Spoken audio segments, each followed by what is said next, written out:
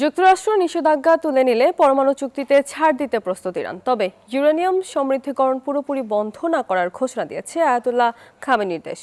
সুইজারল্যান্ডের জেনেভায় আগামীকাল দুদেশের দ্বিতীয় দফার বৈঠকের আগে ইসরায়েলি প্রধানমন্ত্রী দাবি তুলেছেন তেহরানের সব পরমাণু অবকাঠামো ধ্বংসের। এমন পরিস্থিতিতে ইরানের দীর্ঘমেয়াদী অভিযানের প্রস্তুতি হিসেবে উপসাগরে যুদ্ধ জাহাজ বাড়াচ্ছে পেন্টাগন। ওমানের রাজধানী মাস্কাটের পর এবার সুইজারল্যান্ডের জেনেভায় বসছেন যুক্তরাষ্ট্র ও ইরানের প্রতিনিধিরা। মঙ্গলবারের এই বৈঠকে নিজেদের সবচেয়ে পরিশোধিত ইউরেনিয়ামের ঘনত্ব কমানোর প্রস্তাব দিতে পারে তেহরান। তবে তারা সাফ জানিয়েছে, জাতীয় স্বার্থে ক্ষেপণাস্ত্র কর্মসূচি কিংবা পরমাণু প্রযুক্তি থেকে এক চুলও সরা হবে না।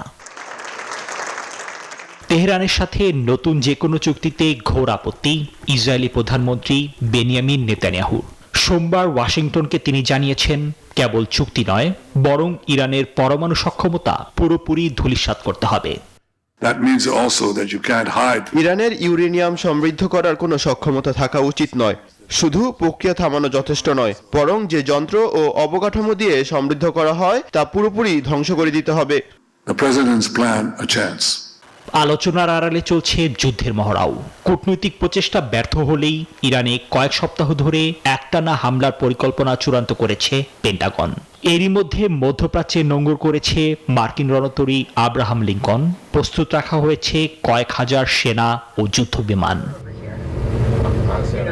নিবির আমিন, নিউজ 24।